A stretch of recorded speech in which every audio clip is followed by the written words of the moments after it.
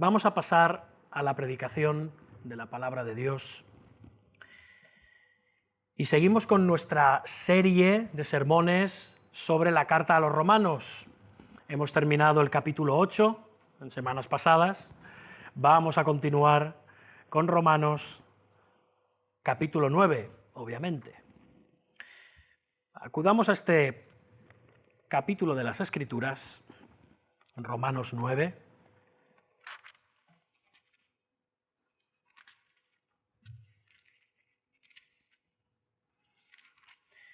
Y vamos a leer los 5 primeros versículos. Gracias, Daniel. Romanos 9, los 5 primeros versículos.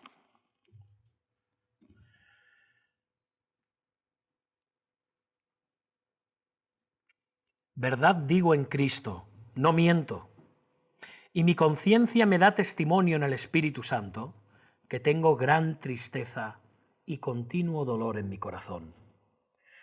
Porque deseara yo mismo ser anatema, separado de Cristo, por amor a mis hermanos, los que son mis parientes según la carne, que son israelitas, de los cuales son la adopción, la gloria, el pacto, la promulgación de la ley, el culto y las promesas, de quienes son los patriarcas, y de los cuales, según la carne, vino Cristo, el cual es Dios sobre todas las cosas, bendito por los siglos. Amén. Así dice la palabra del Señor y su iglesia responde, amén. Vamos a orar. Padre, Señor, venimos ante ti. Venimos ante ti con el anhelo ferviente de recibir tu verdad, de recibir tu palabra, de que tú nos hables, de que tú nos enseñes, de que tú derribes cualquier muro que haya en nuestro corazón y en nuestra mente, que tú nos muestres tu gloria y nos llenemos de asombro y de reverencia y que nos hagas crecer en obediencia, en amor y en fidelidad a ti. Bendice tu palabra en esta mañana, que sea verdaderamente tu Espíritu el que nos hable, que sean de deleite tuyo los dichos de mi boca y las meditaciones de mi corazón esta semana sobre estas palabras del apóstol Pablo. Que realmente hoy tu iglesia, aquí en Sabadell, reciba palabra de Dios y no palabra de hombre. Bendice este tiempo. Entregamos esta predicación y a este pobre y miserable hombre en tus manos, a través de Cristo Jesús. Amén. Amén. Bien. Dice Romanos 8, 38 y 39, por lo cual estoy seguro de que ni la muerte, ni la vida, ni ángeles, ni principados, ni potestades, ni lo presente, ni lo porvenir, ni lo alto, ni lo profundo, ni ninguna otra cosa creada, nos podrá separar del amor de Dios, que es en Cristo Jesús, Señor nuestro. Amén. Tras este clímax que vimos las semanas pasadas, ¿recordáis? Alcanzamos una nueva sección a partir de este sermón. Esta carta a los romanos es poderosa. Y después de todo lo que hemos visto en las semanas anteriores, en los capítulos que van del 1 al 8, ahora empezamos una nueva sección. Esta nueva sección de la carta podríamos decir que va de los capítulos del 9 al 11. ¿Sí? Lo que vimos en las semanas pasadas, si recordáis, tanto los que estabais aquí como los que lo seguisteis por YouTube, hablamos de ese gran edificio de la salvación cristiana, ¿recordáis? Íbamos subiendo plantas sobre aquel rascacielos de la seguridad de la salvación. Fuimos de una planta a otra. Empezamos en la planta baja, aquella que hablaba de la no condenación, ¿recordáis?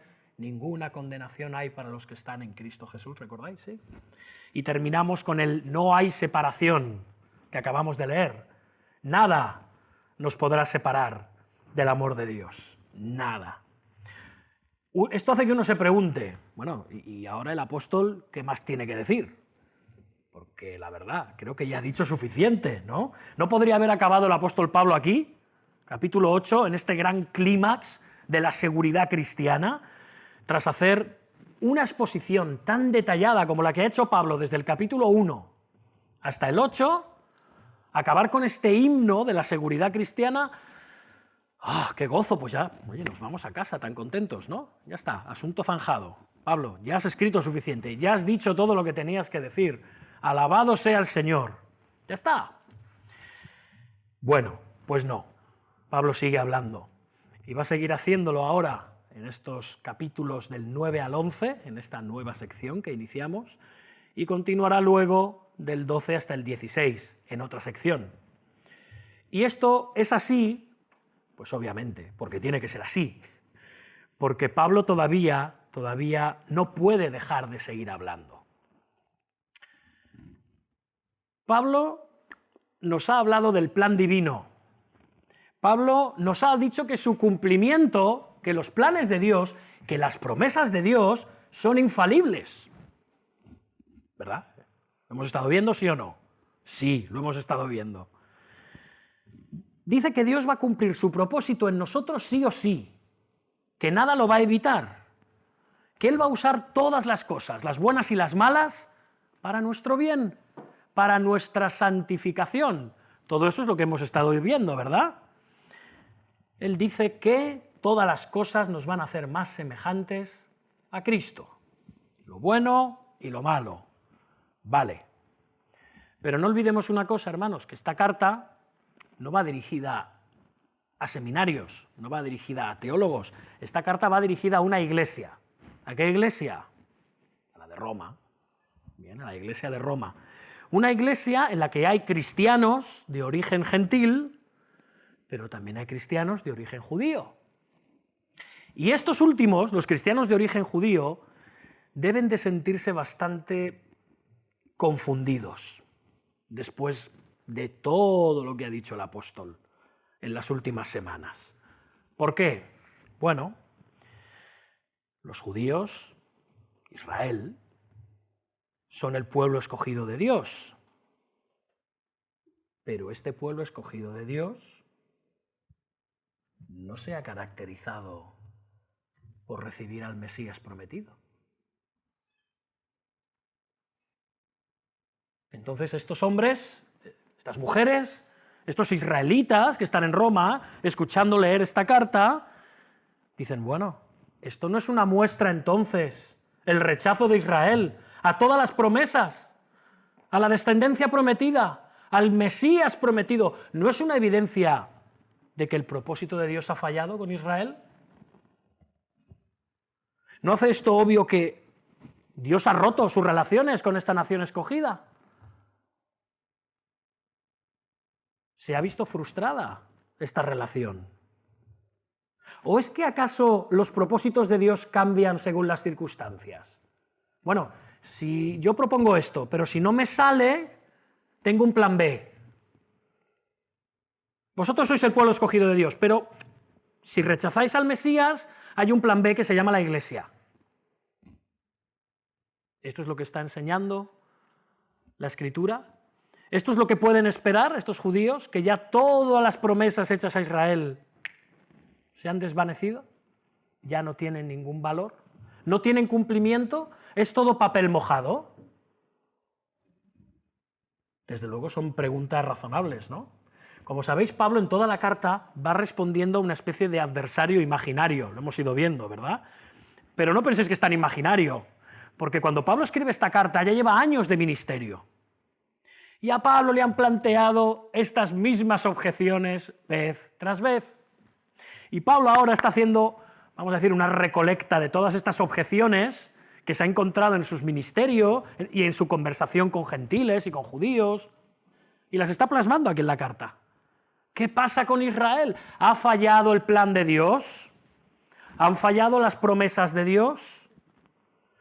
Bueno, aunque Pablo aquí no lo hace, vamos a responder a la manera de Pablo. ¿Sabéis cuál es, no? De ninguna manera. Así responde Pablo casi siempre. Ni hablar. No, no, no y no. No, no, no. Y esto es lo que se propone aclararnos ahora en estos capítulos, en esta sección que va del 9 al 11.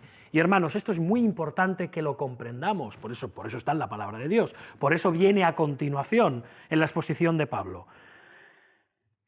En el capítulo 9, Pablo va a tratar el tema de la soberanía de Dios sobre todas las cosas, también en la salvación. Va a hablar de la predestinación y va a hablar de la elección. En el capítulo 10 tocará el tema de la responsabilidad humana. ¿Qué lugar ocupa la responsabilidad humana entonces? Luego en el capítulo 11 nos va a mostrar cómo el plan de Dios para Israel no es que no se haya frustrado, no es que solo no sea frustrado, sino que se cumplirá, pero de una manera mucho más maravillosa de lo que siquiera los judíos de aquel tiempo podían imaginar. Y esto es lo que va a hacer Pablo. Pero antes me gustaría hacer un inciso. Esta es una sección preciosa. Me decía un hermano, ¿de verdad que vas a predicar sobre Romanos 9, 10 y 11? ¿No? ¿Por qué no te lo saltas?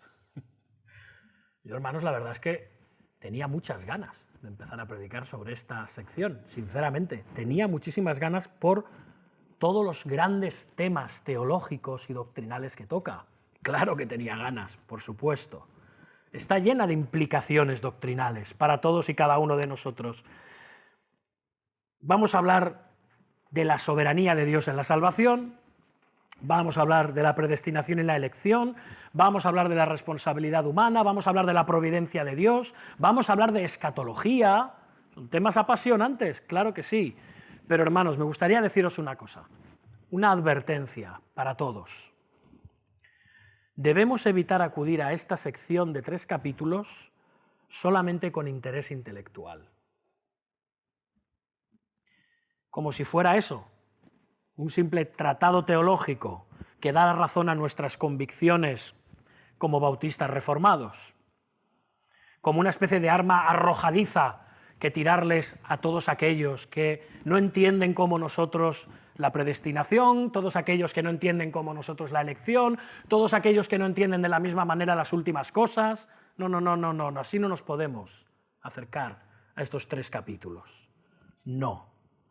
Porque, hermanos, el propósito de estos 3 capítulos no es darnos la razón teológicamente.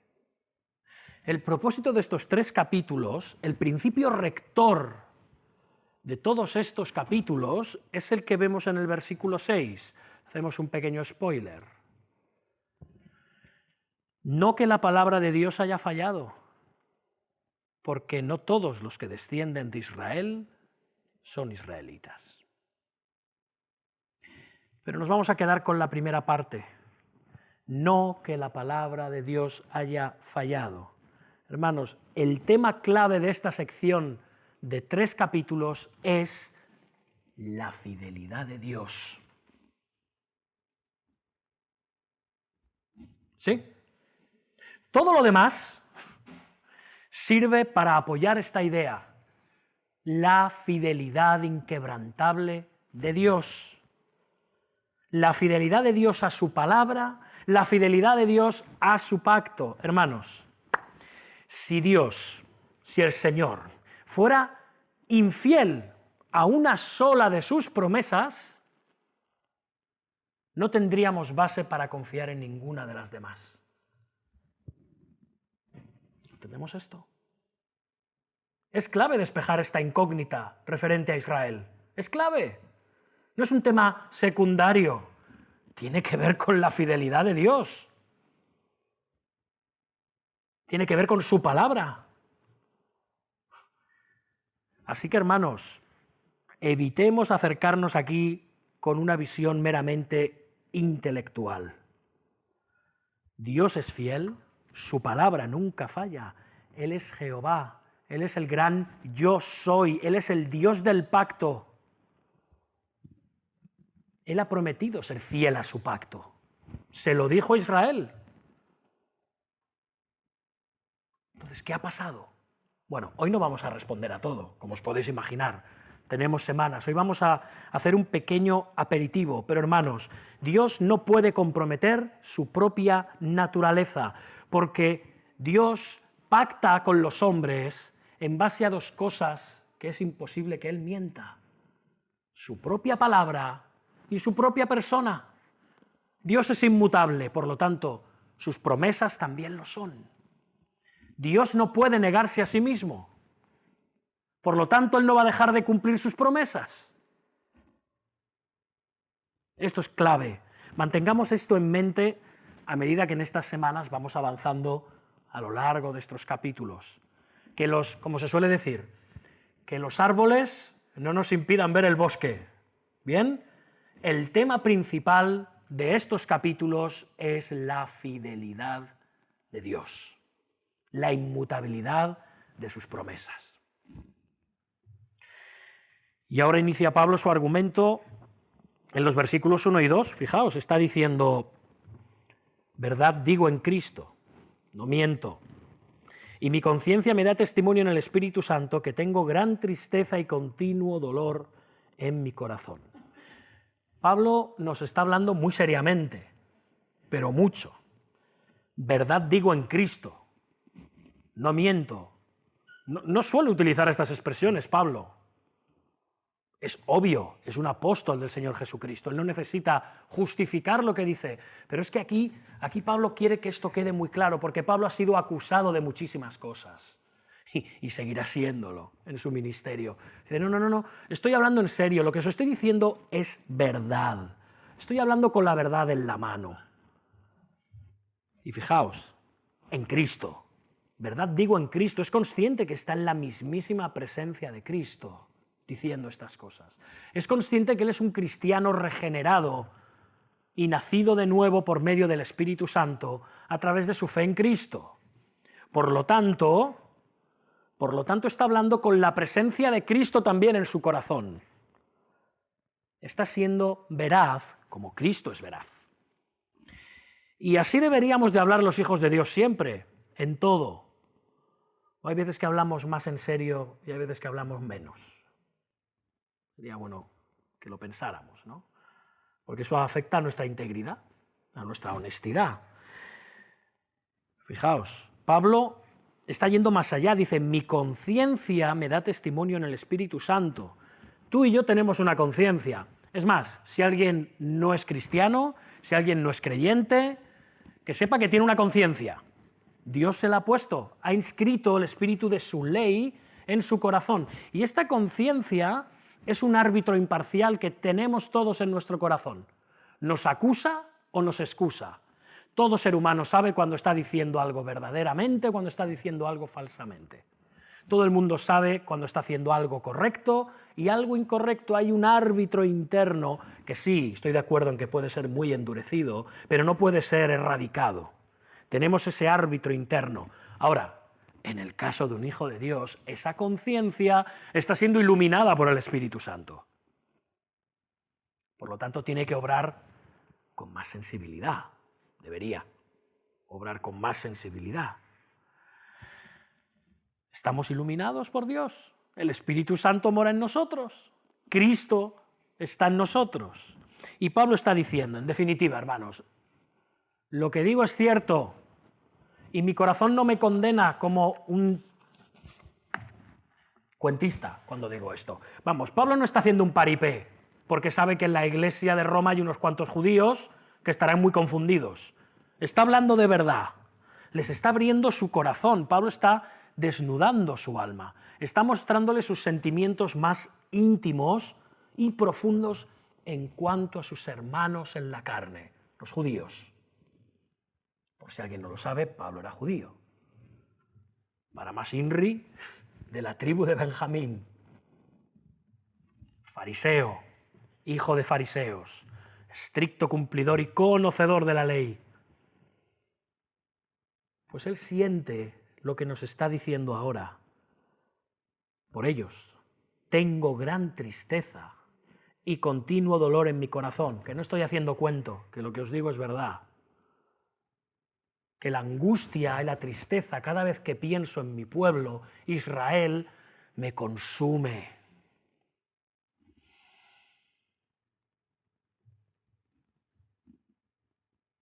Son su raza, son su familia. Tenía familiares.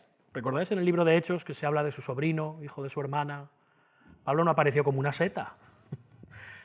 Tendría primos, tíos, quizá hermanos, hermanas, padre, madre, y luego conocidos, y luego toda su nación. Todos sentimos una solidaridad hacia nuestro pueblo. Aquí tenemos personas de infinidad de naciones, parecemos la gran multitud de Apocalipsis 7. Yo estoy seguro que hay un sentimiento de solidaridad mayor hacia vuestra tierra. Es normal. No digo que no améis España y no améis Sabadell, no, pero es normal. Hay una solidaridad especial hacia vuestra tierra. No es malo, es bueno, es correcto. Esto es lo que siente Pablo. ¿Por qué? Bueno, luego veremos por qué, aunque ya hemos explicado un poco el motivo, ¿no? Son los suyos. Pero hay algo que a mí la verdad es que me llama poderosísimamente la atención, y es que esta gran tristeza, este continuo dolor, lo siente hacia aquellos que le injuriaban y le perseguían permanentemente por su ministerio del Evangelio. ¿Recordáis? De los judíos 5 veces he recibido 40 azotes menos 1. 3 veces he sido azotado con varas, 1 vez apedreado.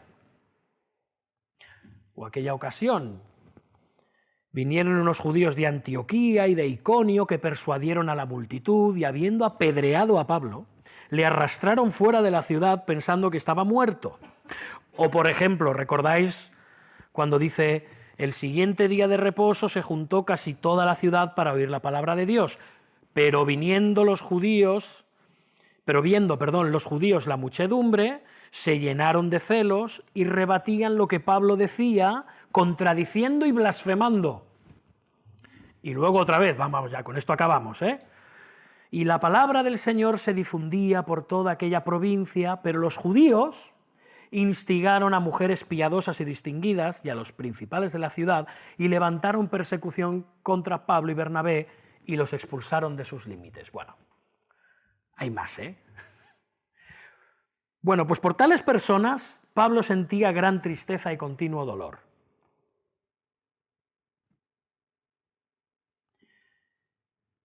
¿Sentimos nosotros lo mismo hacia las personas que rechazan el Evangelio, que se burlan o nos desprecian por causa de Cristo y el Evangelio, que nos hacen quizás la vida imposible en nuestra propia casa o en nuestro propio vecindario o en nuestro trabajo?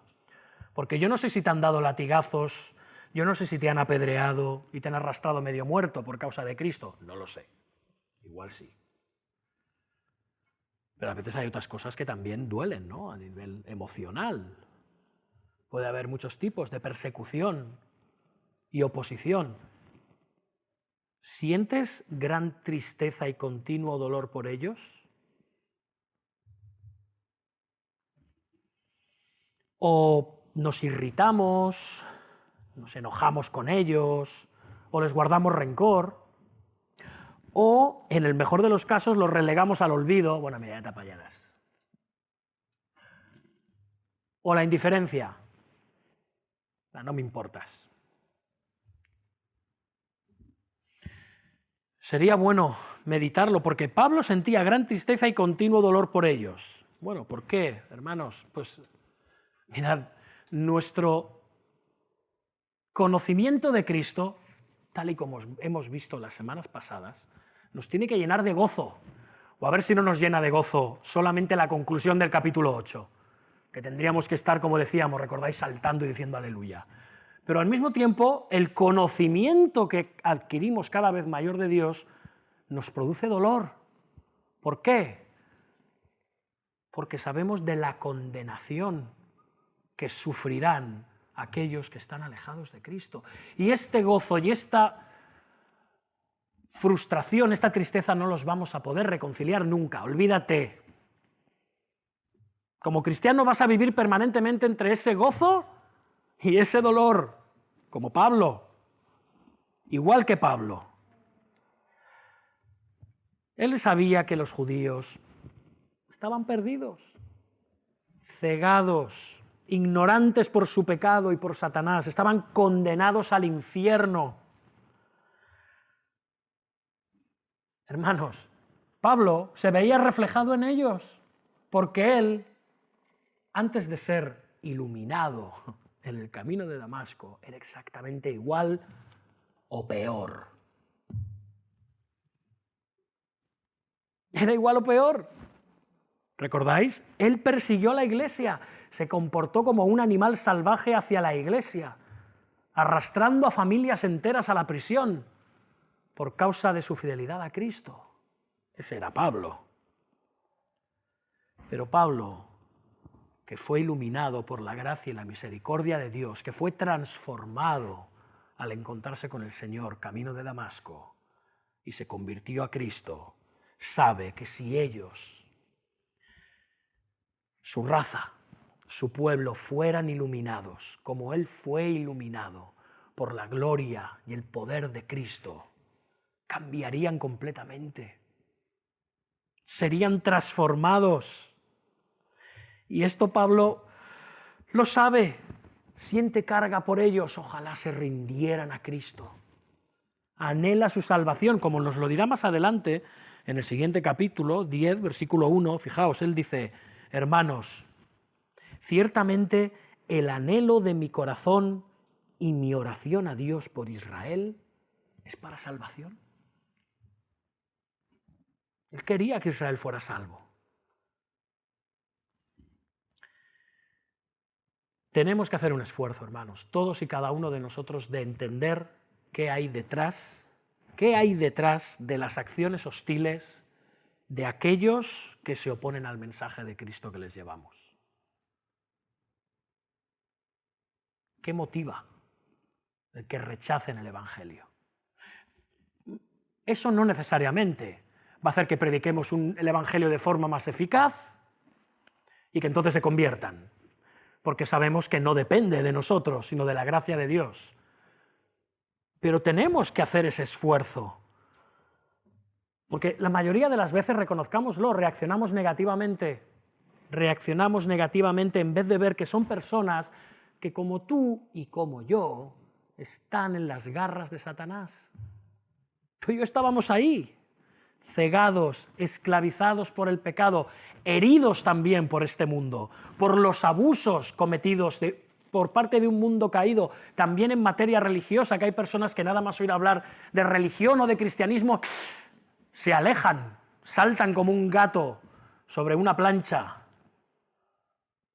porque les traen recuerdos horrendos a su mente y corazón. Tenemos que entender todo esto. ¿Qué ocasiona el rechazo?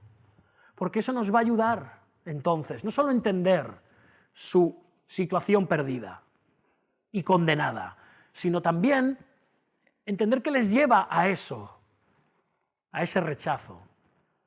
Nos ayudará a entenderles más, a amarles más. Están perdidos, están condenados al infierno eterno. ¿Cuán real es para ti el infierno? Para Pablo era muy real. Casi que lo había sentido muy de cerca. Pero esa es la realidad. Tú y yo estábamos condenados. Ellos lo están, como tú y yo lo estábamos. Tú y yo éramos iguales. Éramos como ovejas que no tienen pastor. Y si ahora tú y yo somos diferentes, hermanos, es única y exclusivamente por la gracia de Dios. Porque el Espíritu Santo intervino, iluminó nuestros corazones y nos resucitó de las tinieblas espirituales a su luz admirable. Debemos de lamentarnos, como Pablo se lamentaba, por la situación de aquellos que rechazan a Cristo y seguir llevándoles el Evangelio mientras nos dejen. Y si no nos dejan, seguir orando por ellos. No dejemos de orar por ellos, porque se podrán escapar de tus palabras, pero de tus oraciones no se pueden escapar. Que Dios pueda abrir sus ojos. Y esta angustia de Pablo le lleva ahora a decir en cuanto a Israel, fijaos, es muy bruto esto que dice el apóstol. porque desearía yo mismo ser anatema, es decir, maldito, maldición, ¿sí? Deseara yo mismo ser anatema, separado de Cristo, por amor a mis hermanos, los que son mis parientes según la carne. ¡Wow! ¡Qué palabras! ¿Es posible dejar de ser salvo para salvar a otros? ¿Creéis que es lo que aquí el apóstol Pablo está diciendo? Bueno, a ver. Es obvio que es una hipérbole. Todos sabemos lo que es una hipérbole, una exageración. ¿Por qué? Bueno, es obvio. Este es el mismo hombre que hace unos pocos versículos atrás nos ha dicho que nada podrá separarnos del amor de Dios, que es en Cristo Jesús. O sea que lo que está haciendo el apóstol está transmitiendo una hipérbole. Aunque sepamos que Dios no va a separar a ningún hijo suyo de sí y declararlo maldito, anatema, eso no quiere decir que las palabras de Pablo sean hueca palabrería. Repito, él está hablando con toda honestidad. Él dice que si fuera posible, ¡wow! Si fuera posible, preferiría yo ser condenado en lugar de ellos. Creo que esto lo podemos entender muy bien los padres y las madres, ¿no? Si fuera posible, me cambiaría. Ante una enfermedad, ante una tragedia. Esto es lo que siente Pablo. Si fuera posible. Esto nos dice muchísimas cosas. En esta expresión de Pablo hay muchísima gracia, muchísima, sí, vamos a decirlo, teología, pero volveremos a ello más tarde. Pero como mínimo, este anhelo tan fuerte de Pablo nos tiene que llevar a pensar al menos en dos cosas. Primero, hermanos, el cristianismo por muchísimas razones no puede ser antisemita. Y lamentablemente a lo largo de la historia lo ha sido. Antisemitismo, ¿sabemos lo que es? ¿Sí? Estar en contra de los judíos, estar en contra de Israel, antisemita, descendientes de Sem. ¿Sí? No podemos ser antijudíos. Hermanos, no estamos hablando de antiestado de Israel, que tampoco deberíamos, como no deberíamos ser antiestado de nadie, ante ningún estado, ni tampoco el nuestro. Nosotros nos sometemos a las autoridades. Los cristianos no somos revolucionarios, ni derrocamos gobiernos ni regímenes. ¿Claro esto? Ni el nuestro, ni los ajenos. Podemos discrepar, podemos cuestionar muchísimas cosas de las naciones. Incluso al Estado de Israel lo podemos cuestionar. Pero estamos hablando de Israel como raza, como entidad racial, que además es internacional, hay judíos en todas partes. No podemos ser antisemitas. Primero porque no debemos ser anti ninguna raza. ¿Bien? Pero si tuviéramos que decir alguna, especialmente Israel, especialmente los judíos. Hermanos, la Iglesia está aquí tras 2000 años. Pero Israel está aquí tras 4000 años. Estamos aquí los dos todavía, ¿os habéis dado cuenta? Estamos aquí. Y cuidado, por si alguien piensa que estoy haciendo ya una diferenciación entre Israel y entre la Iglesia, y entre si Israel es salvo de una manera y si entre la Iglesia es salvo de otra. No. Hoy no vamos a entrar en esto, por favor. Pero la cuestión es que Israel está aquí, sigue aquí, conforme a la voluntad y al plan de Dios.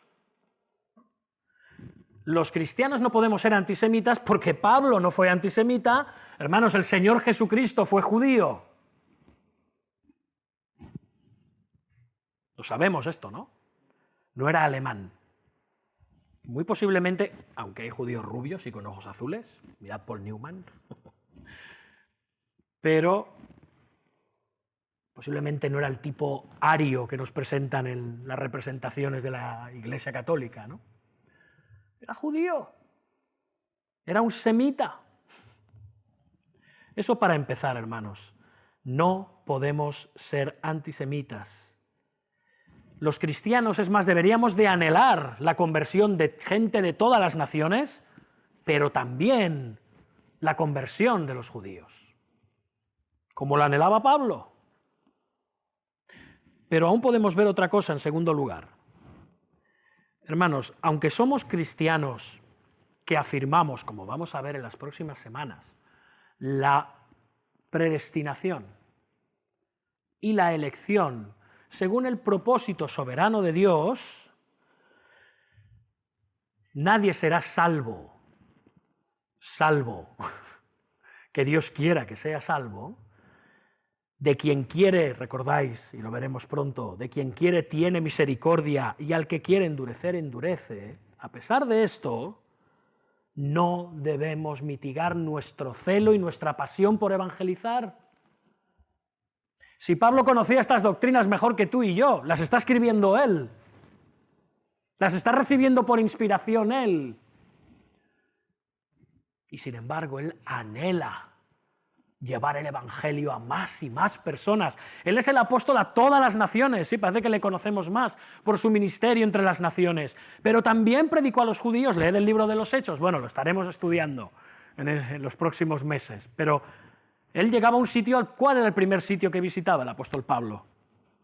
En una ciudad, venga, va, que alguien me lo diga, la sinagoga. Y cuando veía que ahí no había nada que hacer, él iniciaba ya su ministerio a las naciones. Que no era un plan B, era el ministerio que se le había dado.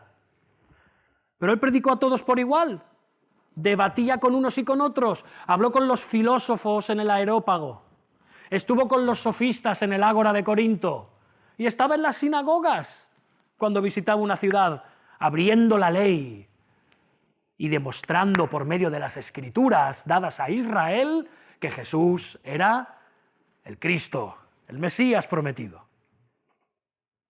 Por lo tanto, hermanos, tenemos la responsabilidad de llevar el evangelio a toda nación, a toda criatura, a Israel también, y debemos orar por su conversión, por la conversión de israelitas, por la conversión de españoles, y de brasileños, y de rumanos, y de taiwaneses, y de bolivianos, y argentinos, y de ingleses.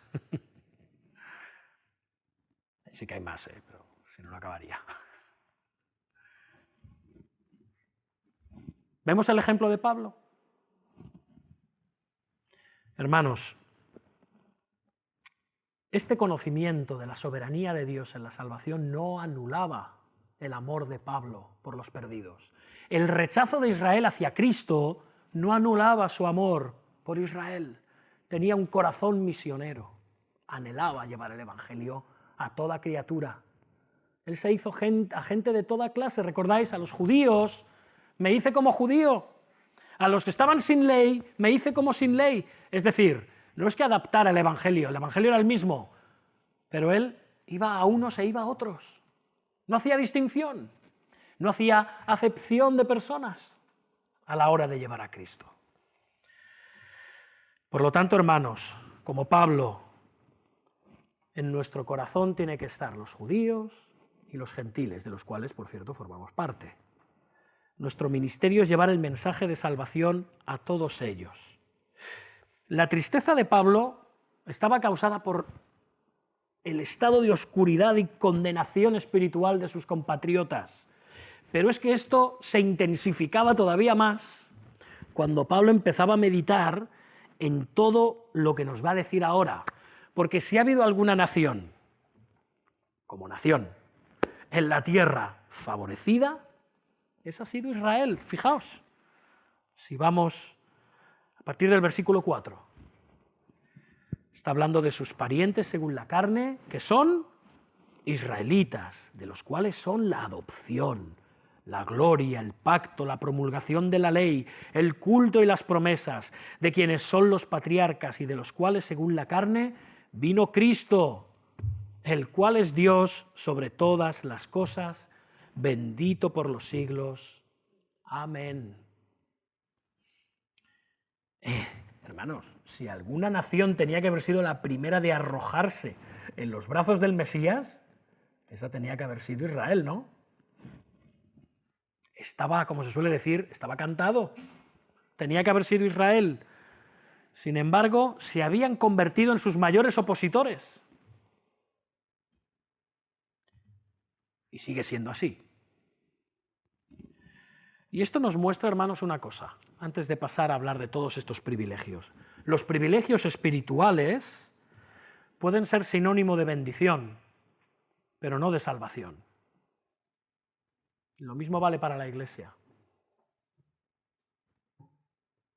Nos podemos sentir impresionados y abrumados por las grandes bendiciones espirituales que tenemos y, sin embargo, lamentablemente, estas no tener ningún efecto en nuestra alma.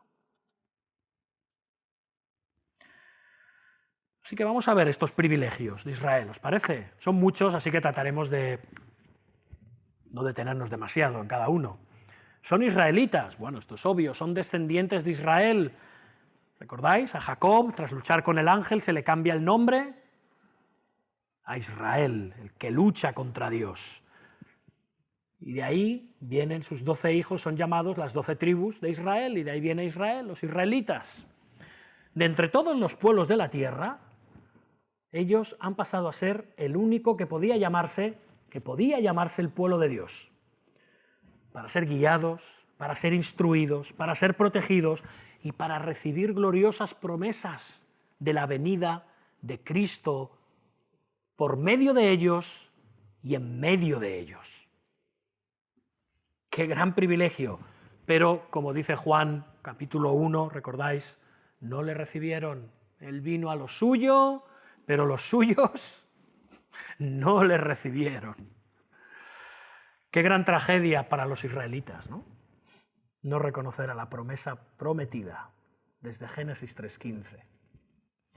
Y luego dice que la adopción, cuidado, aquí Pablo no está hablando de la adopción de la que vimos en el capítulo 8, ¿recordáis? Que habíamos sido adoptados como hijos de Dios por medio, ¿sí?, de nuestra fe en Cristo. El Espíritu Santo es nuestro espíritu de adopción por el cual clamamos Abba, Padre. No, no, no. Aquí Pablo, en Romanos 8, estaba hablando de una adopción individual.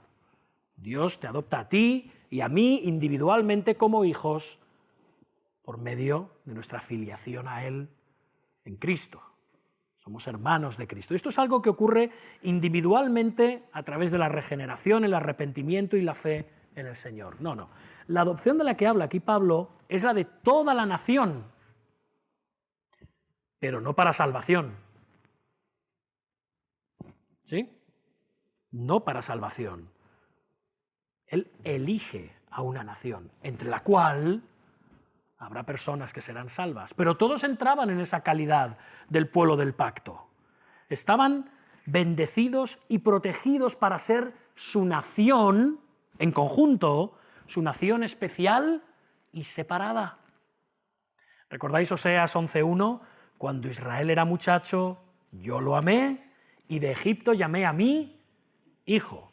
Luego más tarde Mateo aplicará estas palabras al Señor Jesucristo, pero originalmente tienen un cumplimiento en Israel.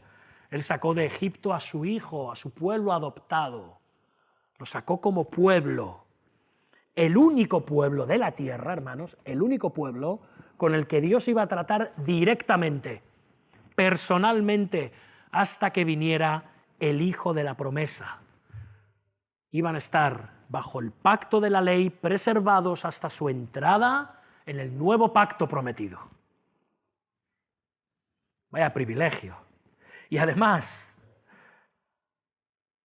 la gloria. Es triste porque no quisieron entrar en el nuevo pacto, pero permanentemente la gloria de Dios estuvo en medio de ellos, estuvo en el desierto como esa nube que les guiaba a donde tenían que moverse, ¿recordáis?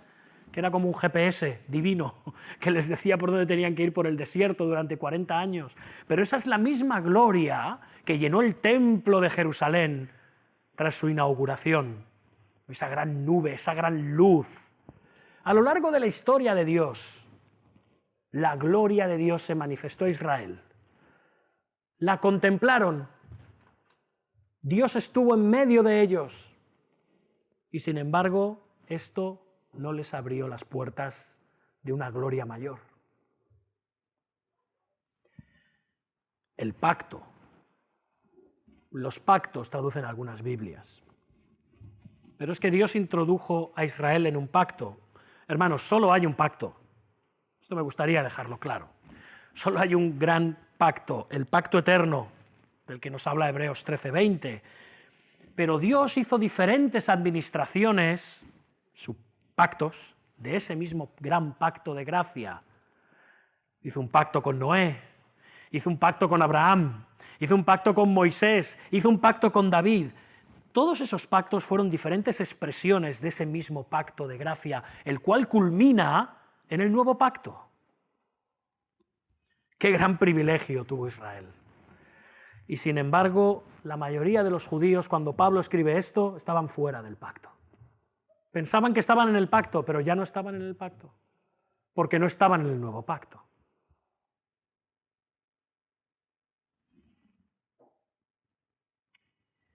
Y luego, la promulgación de la ley. En griego originalmente se podría decir más bien la entrega de la ley. Se le entregó la ley a Israel. Se le entregó la ley. ¿Recordáis las palabras de Moisés?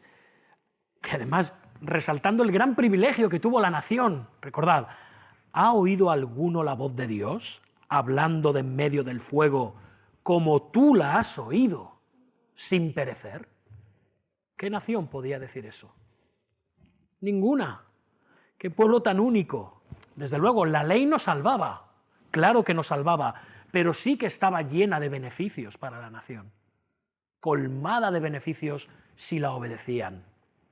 Y además esa ley permanentemente les dirigía a la venida del Mesías, a la promesa. Y sin embargo, rechazaron al Mesías. Y esto rompía el corazón de Pablo. Y luego el culto. Pues hermanos, de entre todas las naciones, Israel tuvo además el privilegio de ser la única nación que sabía cómo adorar a Dios, cómo acercarse a Dios, cómo hacer las paces con Dios, por medio de todo el sistema de sacrificios y todo el sistema sacerdotal. Era la única nación que sabía cómo agradar a Dios por medio de su adoración. Solo tenemos que ver todas las instrucciones que se dan para el tabernáculo en el desierto, después en el templo de Salomón en Jerusalén, recibieron una revelación única para todo esto, y aún así, nada. ¿Entiendes la tristeza de Pablo? Las promesas, dice Pablo, las promesas. Todas las promesas hechas a Israel, hermanos, que apuntaban a la descendencia salvadora, se les dieron a ellos en primer lugar. Eran depositarios, custodios como nación de esas promesas. Pero no fueron suficientes para ellos. ¿Recordáis? Génesis 49:10, no será quitado el cetro de Judá, ni el legislador de entre sus pies hasta que venga Silo, y a él se congregarán los pueblos. No, Números 24:17, lo veré, mas no ahora, lo miraré, mas no de cerca. Saldrá estrella de Jacob y se levantará cetro en Israel.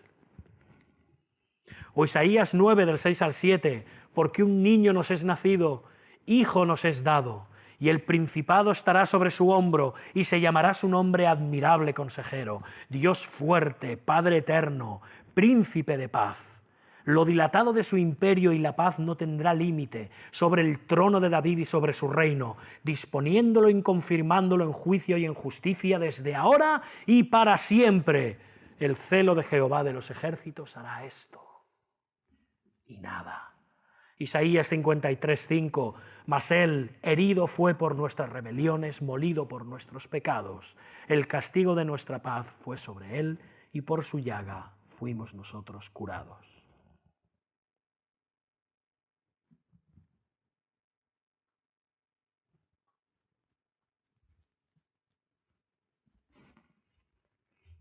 Nada.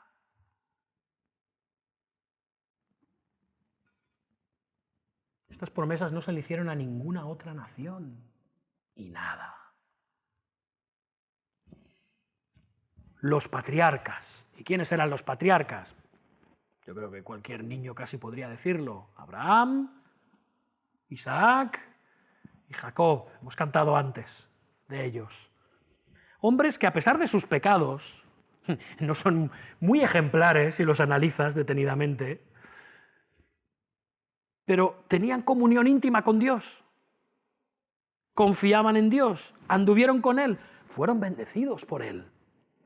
Pero sus descendientes rechazaron todo este ejemplo, rechazaron este legado, esta herencia familiar. Estos hombres vieron cara a cara a Cristo, presenciaron cristofanías, manifestaciones de Cristo antes de su venida. Y le reconocieron con la luz espiritual que tenían entonces. Nada. Israel fue incapaz de ver al mismísimo Hijo de Dios, la gloria de Dios, andando en medio de ellos. Qué tragedia, ¿no? ¿Entendemos a Pablo un poquito más? ¿Sí? Y acaba diciendo, y de los cuales, según la carne, vino el Cristo, el cual es Dios sobre todas las cosas, bendito por los siglos. Cristo vino según las promesas, uno que era de su misma raza, judío, de la tribu de Judá, de la familia de David, cumpliendo así todas las promesas y los pactos. La segunda persona de la Trinidad, como dice aquí, Dios sobre todas las cosas, bendito por los siglos. Cristo cumpliendo todas las profecías hechas a Israel, cumpliendo los pactos, cumpliendo en sí mismo la ley, todos los tipos que vemos en la Escritura, pero los suyos no le recibieron. No reconocieron en él quien él decía ser. Y siguen sin recibirle. No vieron en el carpintero de Nazaret al siervo sufriente de Isaías 53. Y a Pablo esto le rompe el corazón. Por eso Pablo quería ser maldecido. Comprendemos ahora, ojalá yo fuera maldito, ojalá yo fuera anatema, porque ellos fueran salvos. Ojalá yo fuera separado de Cristo. No es que él no amara a Cristo, él solo dice, si fuera posible, me cambiaría por ellos. Porque salieran de estas tinieblas, de esta ceguera, y recibieran arrepentimiento y fe para salvación de todos ellos. Es una tragedia, pero esta tragedia, y con esto iremos concluyendo, hermanos, toda esta tragedia no debe llevarte a pensar ni por un momento, porque con Pablo tampoco fue el caso, que el plan de Dios ha fracasado. Y esto es lo que va a empezar a desarrollar ahora Pablo.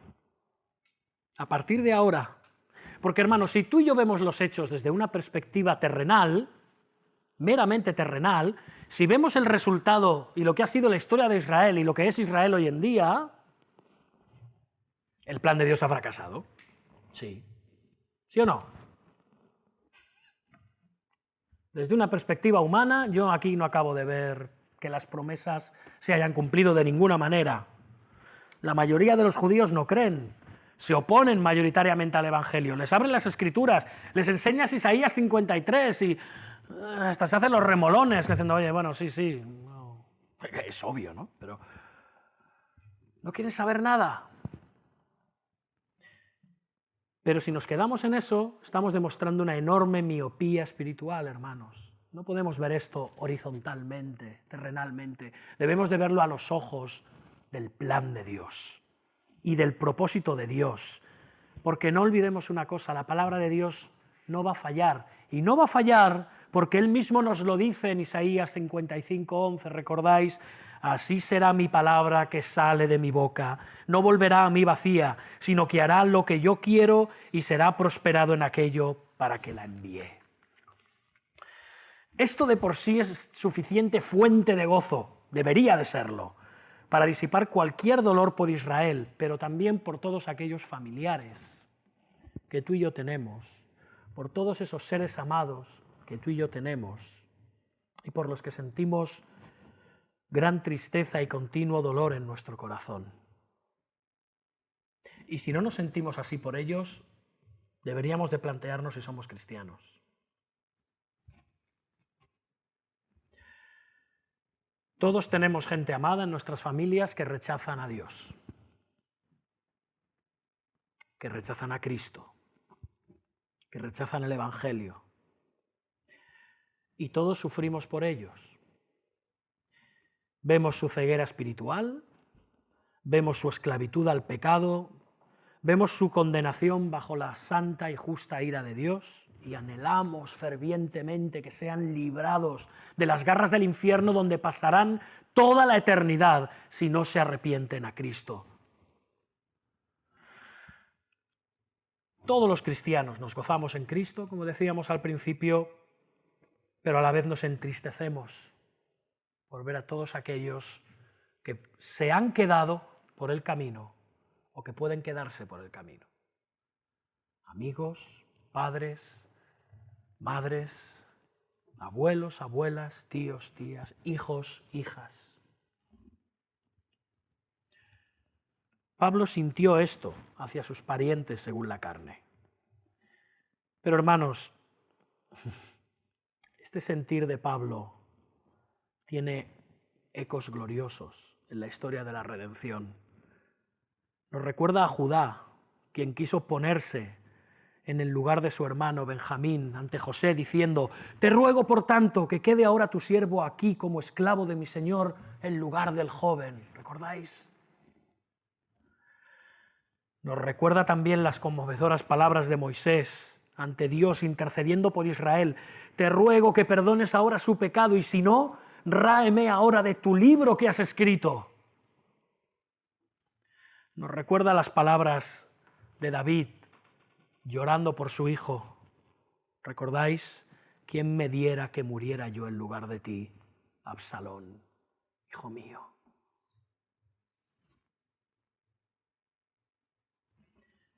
Pero sobre todo, fija nuestra atención en aquel que realmente se hizo sustituto, verdaderamente se hizo sustituto por su pueblo escogido.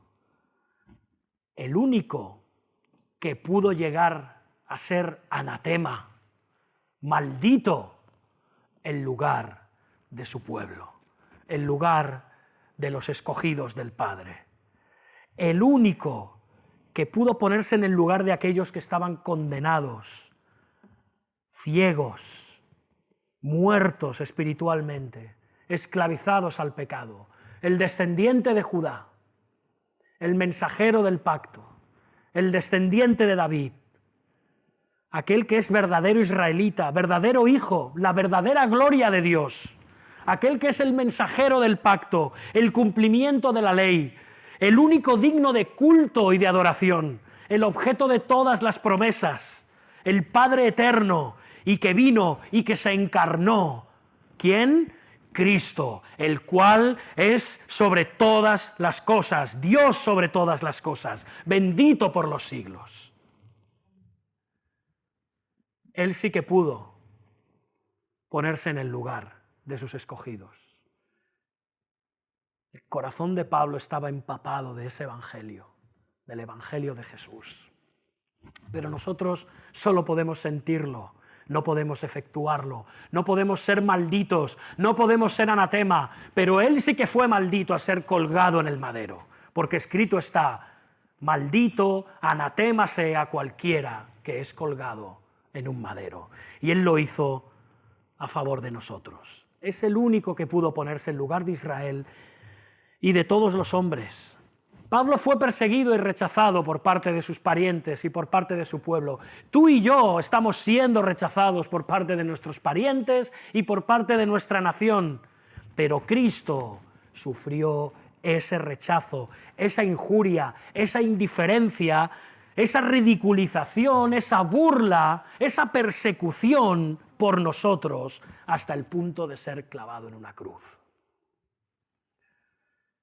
Y allí clamar por Israel y por todos los hombres: Padre, perdónalos, porque no saben lo que hacen.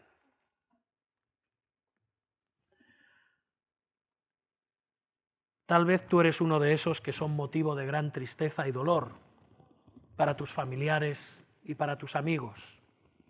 Quizá nos estás escuchando a través de YouTube o estás aquí y eres causa de dolor hacia familiares y amigos,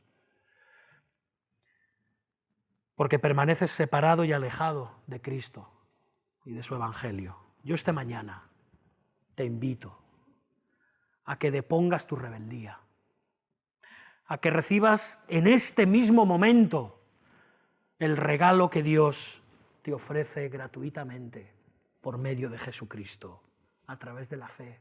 Solo hay salvación en Él. Solo en Él serás reconciliado. Solo en Él serás perdonado. Solo en Él serás adoptado y salvado. Y así será en el caso de todos los que se refugian en Él. Amén. Amén, hermanos. Vamos a orar.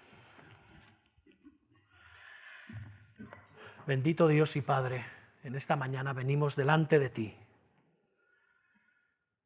con corazones agradecidos por tu gracia hacia nosotros, por tu amor mostrado en Jesucristo, pero también con un corazón dolido por todos aquellos que están alejados de ti, aquellos que amamos, aquellos que son nuestros parientes según la carne. Y estamos llenos de gran tristeza y continuo dolor, y te lo decimos en verdad, no mentimos. Y sí, muchos desearíamos quizás cambiarnos, ser separados de ti, no porque no te amemos. Sabemos que esto es imposible, sabemos que es una exageración, lo sabemos, pero estaríamos dispuestos, Señor. Pero hay uno que sí, que se puso en lugar de otros, Cristo. Él fue el gran sustituto, Él hizo ese glorioso intercambio a favor de aquellos que le odian, a favor de aquellos que le desprecian, a favor de aquellos que le rechazan.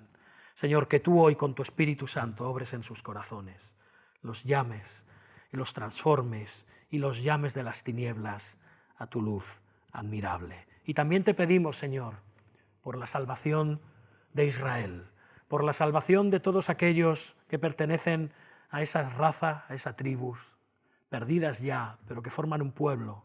Señor, que tú los llames, que tú los salves, que tú les muestres tu gloria, la gloria de Cristo, el Mesías prometido. En el nombre suyo. Amén.